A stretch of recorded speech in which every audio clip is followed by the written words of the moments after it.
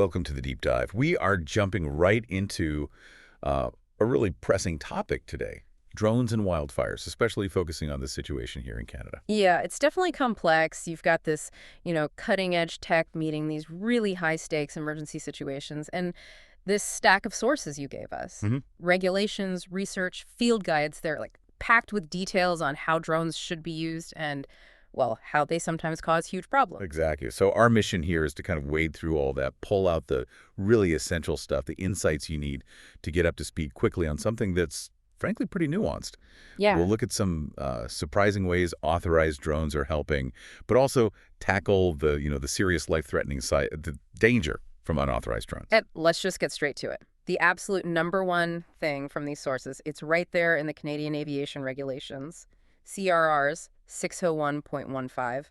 There's an automatic no-fly zone around wildfire. Automatic. So not like waiting for someone to issue a warning. Nope, not at all. It just is restricted the moment there's a fire. Basically, it's a 5 nautical mile radius around the fire and anything below 3,000 feet above ground level. Okay, right. So that's the fundamental rule we need to grasp right off the bat.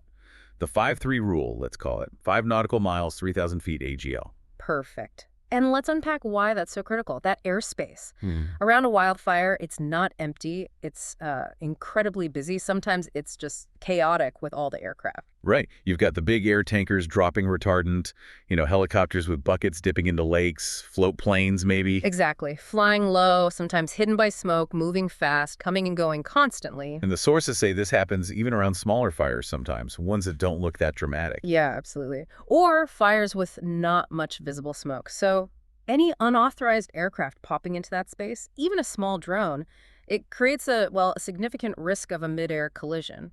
They're focused on the fire, not looking for unexpected drones. And it's not just the collision risk, terrifying as that is. The sources really hammer home that just having an unauthorized drone there messes up the whole firefighting operation. It does. Because if the people in charge, the fire managers, even suspect there's an unauthorized drone flying around, hmm they have to ground their own aircraft. So the tankers, the helicopters, Yeah. they all stop. They stop flying, full stop. And the sources mentioned, what, over 100 cases in the U.S. alone? Yeah. That's not just a possibility. It's happening regularly. It's grounding life-saving flights. Yes, it's a real present danger, absolutely. Which loops us back to that core rule, CR's section 601.15. Right. It's automatic. The restriction is in place because the regulation says so. Doesn't matter if suppression aircraft are flying right then. Doesn't even matter if a NOTAM and notice to airmen has been issued yet. Okay, so the 5-3 rule is the restriction itself. You don't need to wait for a separate NOTAM warning for that basic rule to apply. Exactly. The rule says no unauthorized person operates any aircraft, and that includes drones, explicitly over a forest fire area or within that 5 nautical mile zone below 3,000 feet AGL. That's your 5-3 rule. Okay, so 5-3 is the baseline, always on. But the sources do mention NOTAMs. Where do they fit in? Ah, good question. That's where Transport Canada, or in Navy Canada, can step in to manage the airspace further. They can issue a NOTAM. To do what? Do that. Maybe make the restricted area bigger, or push the altitude ceiling higher than 3,000 feet, or set specific procedures just for the fire traffic. Pilots always have to check NOTAMs anyway, but for wildfires, think of the 5-3 rule as the absolute floor, the minimum restriction that's always there. NOTAMs can then build on top of that or refine it. Got it. So even with that automatic 5-3 rule and potential NOTAMs setting up this safety bubble, the big problem often comes from, people ignoring it. Let's talk about those unauthorized drones. Yeah, and look, often it might be hobbyists who just, don't realize how serious this is. But flying any unmanned aircraft, doesn't matter how small, what it's for near a wildfire, inside that restricted zone without permission. It's illegal, and it's incredibly dangerous. And the consequences are immediate, right? Like we said, they force the actual firefighting aircraft to land. They do. And when those tankers and choppers are grounded, the firefighters on the ground lose their air support. That's not just about losing time fighting the fire. It puts the firefighters' lives at risk, and the communities the fire is threatening. Yeah, the sources gave specific examples, didn't they? Like the Boco fire or incidents in Minnesota where everything just had to stop because of a drone. It happens. And the legal side, it's serious. You could have your drone confiscated, face really hefty fines. The sources mentioned the U.S. treats it as a potential federal crime, even prison time or FAA fines up to $20,000. Canadian penalties are substantial, too. Wow, that's Yeah, that's a massive gamble to take, knowingly or not. So if you actually see someone flying a drone irresponsibly near a fire, what should you do? Report it right away. If you think there's imminent danger, like it's super close to a helicopter or something, call 911 first. Oh, okay. Otherwise, report it to the local police. And definitely report it to Transport Canada. They have an online form specifically for drone incidents, including flights near fires, or you can email their Civil Aviation Office services at tc.gc.ca. Reporting is really important for tracking this problem. Okay, so that covers the danger, the rules, the problems with unauthorized flights. But there's the other side. Authorized drones, they're actually becoming pretty important tools, aren't they? Oh, absolutely. Huge potential. In Canada, wildfire management falls to the provinces and territories. Alberta Wildfire, BC Wildfire Service, Ontario's MNRF. They assign an incident commander, the IC. And the IC is basically in charge of everything at the fire scene. Everything, including the airspace. So if you want to fly a drone legitimately inside that restricted zone, even to help out, You need the IC's okay. explicit permission. And almost always, that starts with getting what's called a Special Flight Operations Certificate, an SFOC, from Transport Canada. SFAC, Special Flights Over Canada. That's a good way to remember it. Yeah, it's basically your permit to fly outside the standard rules, which operating near a wildfire definitely is. Okay, so it's more than just having your drone pilot license. It's specific authorization for this high-risk situation. Yeah. What's involved in getting that SFOC for wildfire work? Well, first, you confirm you do need it because you'll be inside that 5NM 3,000-foot zone. Then you need the right pilot qualifications, usually the Advanced Operations Certificate. Your drone has to be registered, and often you'll need something called an ROCA license. ROCA, what's that? Restricted Operator Certificate Aeronautical. It lets you legally use aviation radios. Ah, so you can talk directly to the other aircraft or the IC. Exactly. Critical for coordination. Then comes the paperwork. It's a detailed application, Form 260835E. You have to outline everything. Why you need to fly, your pilot creds, your exact procedures, a serious risk assessment for the wildfire environment, emergency plans, and crucially, how you plan to coordinate with the fire crews. Sounds thorough, like a lot of prep work. It is, and it takes time. Transport Canada needs at least 30 working days to review it, maybe up to 60 for complex stuff. They need to be sure you know what you're doing because, let's face it, flying near a wildfire is risky. If they approve it, you get the SFOC, which spells out exactly where, when, and how high you can fly. And getting the SFOC paper is just step one. Yeah. Right? You still need to talk to the folks running the show at the actual fire. Absolutely critical, maybe even more critical than the SFOC itself. Once you have that approval, you must contact the Provincial Wildfire Agency hotline like 310 Fire in Alberta. You ask for the incident commander or their air ops manager. And tell them what? Identify yourself. Say you have an approved SFOC and explain exactly what you propose to do. Maybe infrastructure damage assessment, maybe real-time fire mapping, scouting hotspots. And you need their go-ahead before you fly. Explicit go-ahead. Show them your SFOC, pilot docs, drone info. Talk through the plan. Where you'll be, what altitude, for how long. Confirm how you'll communicate in real time, radio frequency, phone number, whatever the IC sets up. Get their specific approval, preferably in writing, before you even think about launching. And keep checking those NOTAMs. Keep monitoring official channels. Coordination is constant. Okay, so assuming you jump through all those hoops, the SFOC, the IC's blessing, what are these authorized drones actually doing? How do they help? In a lot of really valuable ways, actually. Sometimes doing things manned aircraft can, or doing them cheaper or safer. Things like initial fire detection, mapping the fire edge, finding hidden hotspots. Hotspots the ground crews might miss. Exactly, especially through smoke or at night, finding breaches in fire lines. Some are even starting to deliver small water or retardant payloads, though that's still emerging. The mapping and data side sounds huge. It's a game changer. Real-time, accurate maps of the fire spread. That helps the IC decide where to send crews, where the biggest threats are. Drones can fly low, slow, stay up for a while.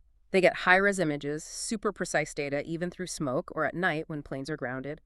Better info, safer decisions, less risk for pilots and firefighters. What kind of gear are they using for that? Thermal cameras are key, seeing heat through smoke. Finding those hotspots, checking if power lines are okay. RTK GPS gives you that centimeter-level accuracy for mapping. Good quality cameras for the pilot, obviously. And some really innovative stuff, too, like systems that drop dragon eggs, little incendiary balls to start controlled burns. Wow. Okay. And the sources mentioned different types of drones, NWCG types 1 to 4. What's that about? Right. NWCG, that's the National Wildfire Coordinating Group in the U.S., but their standards are used widely. Canada included. It's basically a way to classify drones by what they can do, how long they fly, how high range, what sensors they carry. So Type 1 is different from Type 4. Yeah. Types 1 and 2 are usually bigger, maybe fixed wing, often flown by contractors. They fly higher, cover more ground for strategic mapping. They often have transponders, talk on aviation radio. Types 3 and 4 are smaller, usually multi-rotors, often flown by the fire agency folks themselves for tactical views right near the fire line, lower altitude. They typically don't have transponders. It just helps everyone understand the capability of the drone being used. And it sounds like this tech is moving fast. Yeah. Ultra-heavy lift, autonomous swarms. Oh, yeah. It's moving incredibly quickly. You've got companies like Fireswarm in BC working on drone swarms that can carry like hundreds of kilograms, operate at night, in smoke, things like Rain in California, looking at autonomous helicopters for dropping water, big competitions like the XP's Wildfire pushing innovation. These aren't just concepts anymore. They're being tested and integrated in Canada, the US, Australia, moving beyond just eyes in the sky to potentially playing a more active role, sometimes even flying beyond visual line of sight, BVLOS. Okay, so these authorized drones are incredibly powerful tools, but flying them near a wildfire? Wow, that demands serious focus on safety. What are the absolute must-do safety practices from the sources for authorized pilots? Yeah, safety is paramount. Pre-flight is huge. Triple check you have final permission SFOC and the IC's specific go-ahead for that day, that flight. Assess the weather, especially the wind and smoke. Check NOTAMs again right before flight. Make sure you have that direct communication link established with the IC or air boss. In picking where you launch and land from. Super important. Needs to be safe, easy to get to, but well outside the fire zone itself. Clear away any dry grass or stuff that could catch fire. Make sure you can actually see the drone from where you're standing, visual line of sight. And critically, know your escape routes for your team if things go bad quickly.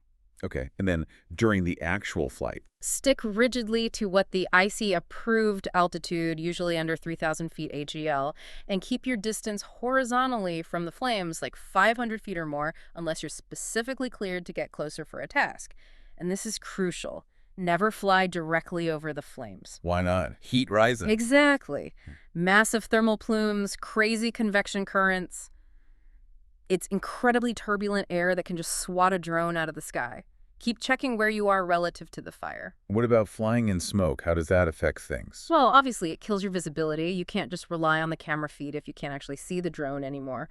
The particles might slightly interfere with GPS sometimes, and they'll definitely gunk up your camera lenses and sensors, so clean them often.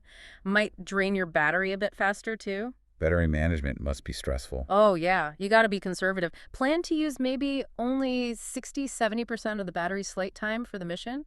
You need that reserve to get back safely if something changes fast. Check the battery level constantly. And what if, say, a water bomber suddenly appears nearby? What's the protocol? Land immediately. The sources are unambiguous. Manned firefighting aircraft always have priority. If one enters your area, or even if you hear one is coming, put the drone down safely and quickly, wherever it is, or the nearest safe spot. Get it out of the air. Then tell the IC you've landed. And have those evacuation plans ready for your whole team too, multiple routes, because fire behavior can change in an instant. Professionalism also seems to be a big point in the sources. It is. Show up prepared PPE, comms gear ready, respect the chain of command, follow the IC's directions to the letter, offer help, provide clear, useful data afterwards. And yeah, maintain a no-drama policy, stay calm, be professional. It's a stressful environment for everyone. Communication, communication, communication. Absolutely. Check in with the IC as soon as you're on site. Use the agreed-upon channels, radio, sat phone, whatever. Keep reports short, factual. Use standard phrases if you're on aviation frequencies, like urgent traffic, drone landing. No unnecessary chatter. So even if you do everything right, you're authorized, you're following procedures, there are still big risks flying near wildfires. What are they? And what about liability?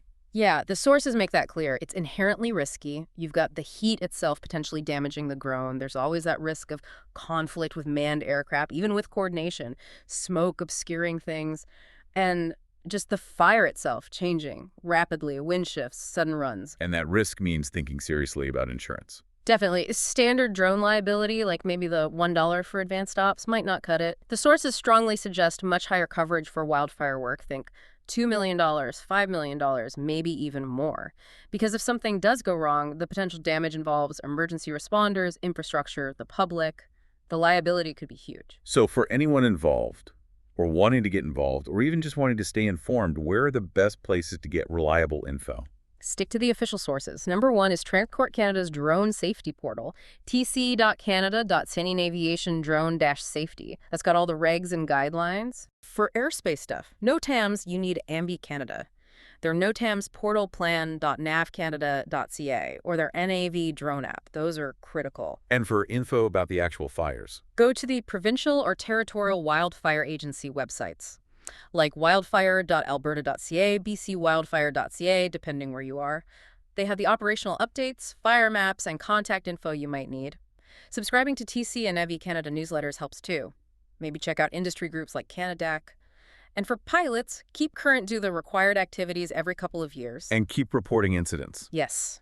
It's a legal requirement to report drone incidents, especially anything involving interference with manned aircraft near fires or seeing unauthorized drones. That data helps everyone stay safer. Okay, so wrapping up this deep dive, the message seems pretty stark, doesn't it? Wildfire airspace is restricted for very, very good safety reasons. Unauthorized drones, they're a serious hazard, grounding crucial aircraft, risking lives. Absolutely. But the flip side is that authorized drones, when flown correctly with the proper SFOC, tight coordination with the IC, safety first, always, they're becoming incredibly valuable. They offer ways to see and understand the fire that we just didn't have before, especially in tough conditions. And the technology is just racing ahead. It really is. You know, from these small tactical units to potentially autonomous swarms, better sensors flying further, it's changing fast. Which leaves us with a pretty big thought, I guess. As this drone tech keeps advancing so rapidly, how is it going to change not just how we fight wildfires, but maybe the whole strategy of managing them, especially with fire seasons getting more intense? And, what new rules or coordination challenges will pop up because of that? Yeah, definitely a lot to watch, a lot to think about for the future of fighting fire from the sky.